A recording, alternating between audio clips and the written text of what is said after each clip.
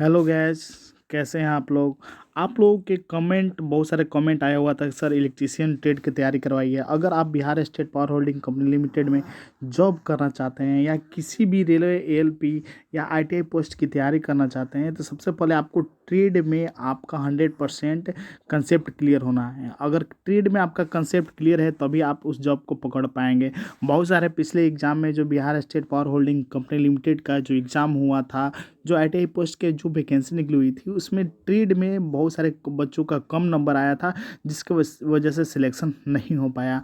तो अतः आप लोगों को ट्रेड में आपका सिलेक्शन, आपका Bihar state power holding company limited में सिलेक्शन लेने के लिए या रेलवे एएलपी में या कोई भी आईटीआई पोस्ट में सिलेक्शन लेने के लिए आपका ट्रेड का जानना जरूरी है। तो आज मैं इस चैनल के माध्यम से मैं आपके फुल जितने में ही आपका इलेक्ट्रीशियन ट्रेड का जितने भी सिलेबस है सारे को हम डिस्क्रिप्टिव साथ में ऑब्जेक्टिव सारे क्वेश्चंस कराएंगे। सबसे पहले हम उसको डिस्क्रिप्टिव समझेंगे, उसके कंसेप्ट को समझेंगे, तब जाके उसको क्वेश्चंस कराएंगे।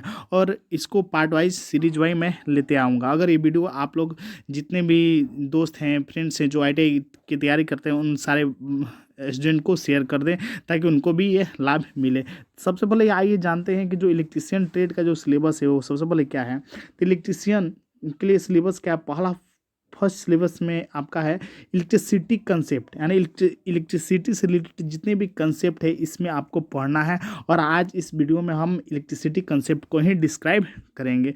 उसके बाद बेसिक इलेक्ट्रिसिटी पढ़ना है, सेल एंड बैटरी पढ़ना है, मैग्नेट एंड इलेक्ट्रिक मैग्नेट पढ़ना है, alternating current and polyphase system पढ़ना है, इलेक्ट्रिकल मेजरमेंट इंस्ट्रूमेंट पढ़ना है, DC generator, DC motor, transformer, alternator, illumination, insulator, electrical wires, cables, electrical accessories, electrical generation and transmission and distribution, साथ में electronics and mechanic, radio and TV, या आप TV भी आपके इलेक्ट्रीशियन ट्रेड में आ जाता है, जो कि आपके ये सिलेबस दिया हुआ है। तो हम पार्ट वाइज करके इसके सारे चीज़ों के बारे में हम लोग डिटेल्स आपको अध्ययन करेंगे। आपका अगर एक बार अगर ये वीडियो आप लोग देख लेते हैं या पूरी तरह से ये सिलेबस को आप ख़त्म कर लेते हैं तो आपको ट्रेड में कहीं भी परेशानी नहीं होगी।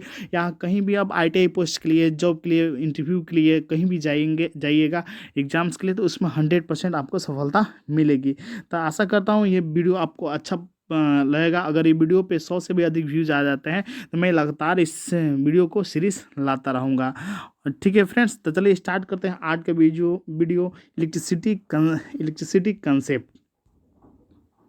हमारा आज का जो कंसेप्ट है विद्युत अभिधारणा, यानी इलेक्ट्रिसिटी कंसेप्ट। इसमें पढ़ेंगे विद्युत दुर्घटनाएं के बारे में पढ़ेंगे, विद्युत झटका लगने के कारण के बारे में पढ़ेंगे, आग की किस्में पढ़ेंगे, अग्निशामक यंत्र के बारे में पढ़ेंगे और स्मरणीय तथ्य के बारे में पढ़ेंगे। तो ये चैप्टर 1 है। इस चैप्टर 1 को हम लोग देखते हैं बिना देरी किए हुए। अगर वीडियो अच्छा लगे तो वीडियो को लाइक करें, शेयर करें और इस तरह की वीडियो पाने के लिए चैनल को जरूर सब्सक्राइब कर दें और उन सारे दोस्तों को पास भी शेयर कर दें जो लोग आईटीआई पोस्ट वैकेंसी की तैयारी करते हैं।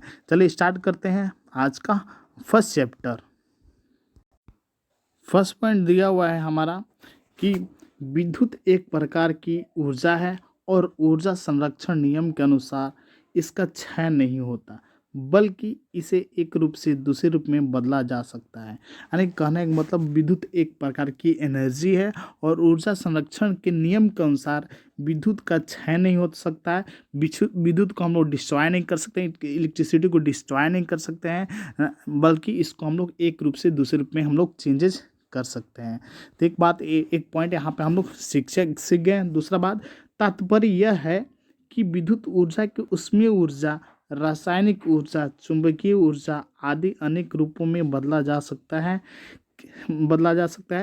किसी पदार्थ का वह विशेष गुण जिसके कारण वह अपने चारों ओर विद्युत चुंबकीय प्रभाव को उत्पन्न करता है या चारों ओर विद्युत चुंबकीय प्रभाव को उत्पन्न करता है या उसका अनुभव करता है, विद्युत आवेश कहलाता है। तो विद्युत आवेश किसको बोलते हैं? किसी पदार्थ का वह विशेष गुण जिसके कारण वह अपने चारों ओर विद्युत चुंबकीय या विद्युत चुंबकीय प्रभाव को उत्पन्न करता है या उनका अनुभव करता है, उसे वैद्युत आवेश कहा जाता है। नेक्स्ट जो पॉइंट दिया हुआ है, किसी पदार्थ के आवेशित होने का तात्पर्य उस पदार्थ से एक इलेक्ट्रॉन की कमी या अधिकता से होता है। अगर कोई पदार्थ आवेशित है, दैट मीन्स उसमें एक इलेक्ट्रॉन या तो लॉस किया है या तो एक इलेक्ट्रॉन गेन किया है। विद्युत की खोज सर्वप्रथम 2500 वर्ष पूर्व यूनानी वैज्ञानिक थेल्स ने घर्षण के द्वारा एबोनाइट की छड़ को रेशम से रगड़कर उसके द्वारा कागज के छोटे छोटे टुकड़ों को आकर्षित करने में सफलता पाई थी तथा इसकी व्याख्या बेंजामिन फ्रैंकलिन ने किया था। तो सबसे पहले इस समय जो इलेक्ट्रिसिटी का खोज 2500 वर्ष यूनानी वैज्ञानिक के द्वारा थेल्स के द्वारा किया गया, और इसको कैसे किया गया, एबोनाइट के छड़ को रेशम के साथ रगड़ के किया गया था। लेकिन इस प्रकार जो विद्युत का खोज हुआ था, इस प्रकार की विद्युत का कोई व्यावसायिक उपयोग नहीं किया जा सकता, ना ही इसका यूज नहीं किया जा सकता। और इस विद्युत को हम लोग एस्थेटिक विद्युत कहते हैं या एस्थेटिक इलेक्ट्रिसिटी हम लोग बोलते हैं। 19वीं शताब्दी में वोल्टा नामक वैज्ञानिक ने रासायनिक अभिक्रिया द्वारा चलित विद्युत पैदा किया, जिससे चालक तारों द्वारा स्थानांतरित किया जा सकता था। यह चल विद्युत यानी डायनेमिक इलेक्ट्रिसिटी कहा जाता है, जिसका यूज हम लोग अपने व्यावसायिक रूप में करते हैं।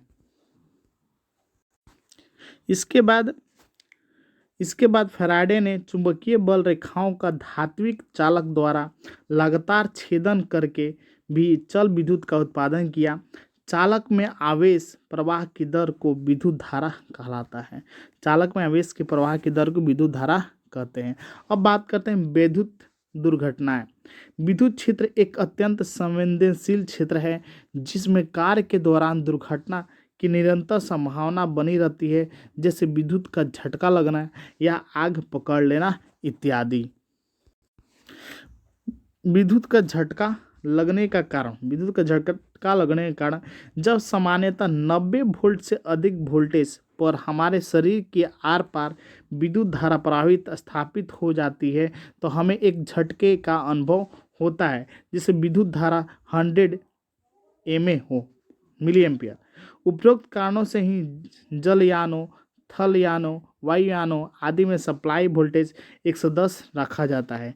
किसी व्यक्ति को लगा झटका इस बात पर निर्भर करता है कि विद्युत धारा की कितनी मात्रा कितने समय तक उस व्यक्ति के शरीर में प्रवाहित हुई है। अर्थात यदि 10 मिली एम्पियर की धारा 3 से 4 सेकंड तक प्रवाह हो जाए तो व्यक्ति की मृत्यु भी हो सकती है। विद्युत दुर्घटना से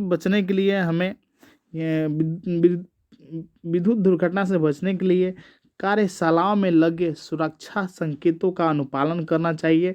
प्रत्येक कार्यशाला में अग्निशामक यंत्र आवश्यक रूप से उपलब्ध होना चाहिए, क्योंकि विद्युत के शॉर्ट सर्किट अथवा अन्य किसी कारण से कार्यशाला में लगी आग को रोकथाम आवश्यक है।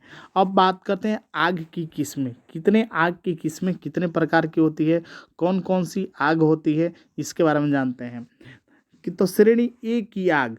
अब बात करते हैं श्रेणी ए की आग, किसको हम लोग श्रेणी ए की आग बोलेंगे और किसको श्रेणी बी की आग बोलेंगे। श्रेणी ए की आग लकड़ी, कागज, कपड़ा, जूट आदि में लगी आग श्रेणी ए की आग है। लकड़ी, कागज, कपड़ा, जूट आदि में लगी आग श्रेणी ए की आग है। श्रेणी बी की आग ज्वलनशील द्रव ठोस जैसे मिट्टी का तेल, डीजल, पेट्रोल आदि में लगी आग श्रेणी बी की आग है। और अब बात करते हैं श्रेणी सी की, कौन सी आग है। श्रेणी सी की आग सिलेंडर आदि में भरी एलपीजी गैस आदि में लगा आग श्रेणी सी की आग होती है। श्रेणी डी की आग कौन कौन से है, बिजली के तारों, उपकरणों एवं अन्य धात्विक पदार्थ में लगी आग को बुझाने के लिए कार्बन डाइऑक्साइड CTC यंत्र का प्रयोग करते हैं। ये आग श्रेणी डी की आग है। तो आपको श्रेणी A, B, C, D चारों आपको याद होना चाहिए। अगर वीडियो वो पीछे बैक करके आप उसको पुनः रिवाइजन कर सकते हैं। अब बात करते हैं कि अगर आग लग गई है तो उसमें कौन कौन से अग्निशामक यंत्रों का हम लोग यूज़ करते हैं। यह एक ऐसा उपकरण है जिसके द्वारा जलती हुई वस्तु पर द्रव, गैस या चूर्ण का छिड़काव करके आग पर काबू किया जा सके। ये निम्न प्रकार के होते हैं। चलिए समझते हैं कौन कौन से होते हैं ध्यानपूर्वक दोस्तों। तो नेक्स्ट दिया हुआ है फर्स्ट में कि जल युक्त अग्निशामक यंत्र। इस प्रकार के यंत्र में वायु दाब के साथ जल भरा रहता है जिसकी बौछार आग पर करने पर आग पर काबू पाया जा सकता है। ये श्रेणी ए की आग बुझाने के लिए काम आता है। तो जल युक्त अग्निशामक यंत्र श्रेणी ए की आग को बुझाने के लिए यूज होता है। झाग पैदा करने वाला अग्निशामक यंत्र। इस प्रकार के यंत्र जल की बौछार के साथ साथ झाग भी छोड़ते हैं। इस प्रकार के अग्निशामक श्रेणी यंत्र से श्रेणी बी की आग बुझाई जाती है। यानी श्रेणी बी की आग अगर लगी हुई है तो उसमें झाग पैदा करने वाला अग्निशामक यंत्र से हम लोग बुझा सकते हैं। नेक्स्ट जो आपके अग्निशामक यंत्र हैं हमारे पास शुष्क पाउडर वाला अग्निशामक यंत्र। इस प्रकार के यंत्र में जल के स्थान पर वायु दाब के साथ अज्वलनशील चूर्ण भरा होता है। इसका उपयोग श्रेणी सी प्रकार की आग बुझाने में किया जा सकता है। नेक्स्ट जो कार्बन डाइऑक्साइड वाला अग्निशामक यंत्र। इस प्रकार के यंत्र में सोडियम बाइकार्बोनेट तथा गंधक के तनु अम्ल की रासायनिक अभिक्रिया कराकर अत्यधिक मात्रा में कार्बन डाइऑक्साइड पैदा किया जाता है जिससे आग लगी आग बुझ जाती है। और नेक्स्ट समझते हैं कि इससे श्रेणी डी प्रकार की आग अर्थात विद्युतीय तारों इत्यादि में लगे आग को बुझाया जाता है। नेक्स्ट जो है कार्बन टेट्राक्लोराइड वाला अग्निशामक यंत्र। इस प्रकार के यंत्र में कार्बन टेट्राक्लोराइड अथवा ब्रोमोक्लोरो डिफ्लोरो मीथेन नामक द्रव वायु दाब के साथ भरा रहता है। यह अग्निशामक यंत्र भी सभी प्रकार की आग बुझाने का प्रयोग में किया जा सकता है। यह किसी भी प्रकार की आग को बुझाने में काम किया जा सकता है। अब याद रखने वाली तथ्य ये है कि अर्थ में नमक, कोयला, जल डालने से वहाँ के आसपास की भूमि में नमी बरकरार रहती है। अर्थिंग दो प्रकार का होता है, प्लेट अर्थिंग, पाइप अर्थिंग, जिसमें GI गैल्वेनाइज आयरन की पाइप या प्लेट होती है। BHP का पूर्ण रूप होता है ब्रेक हॉर्स पावर होता है। 1 kilowatt equal to 860 kilo calorie होता है। बहुत ही इंपॉर्टेंट चीज़ जो कि एग्जाम्स में बार बार पूछे जाते हैं कि भारत में संचालित विद्युत धारा की फ्रीक्वेंसी 50 हर्ट्ज ±3% हो सकती है। लेकिन एग्जाम में आया तो 50 हर्ट्ज पे ही हम लोग क्लिक करेंगे। कोई वस्तु सुपर कंडक्टर कहलाता है जब उसका प्रतिरोध शून्य हो जाएगा। पारा को 4 डिग्री सेल्सियस पर सुपर कंडक्टर की तरह प्रयोग किया जा सकता है। यानी 1 कूलम इक्वल टू क्या होता है 1/10 EMU into equal to 3 × 10⁹ ESU। यानी EMU का फुल फॉर्म होता है इलेक्ट्रोमैग्नेटिक यूनिट और ESU का इलेक्ट्रोस्टैटिक यूनिट्स होता है। BIS चीन ब्यूरो ऑफ इंडिया स्टैंडर्ड्स होता है। BIS का full form bureau of Indian standard होता है। ये चैप्टर 1 था। अगर ये चैप्टर 100% आपको समझ में आया है तो वीडियो को लाइक करें, शेयर करें, कमेंट करें और चैनल को सब्सक्राइब करें। चलते हैं नेक्स्ट चैप्टर की ओर और नेक्स्ट चैप्टर में मिलेंगे नेक्स्ट वीडियो में चैप्टर 2 में। तब तक के लिए बाय और वीडियो को शेयर कर दें, लाइक कर दें और चैनल को सब्सक्राइब कर दें। मिलते हैं नेक्स्ट वीडियो में, तब तक के लिए बाय।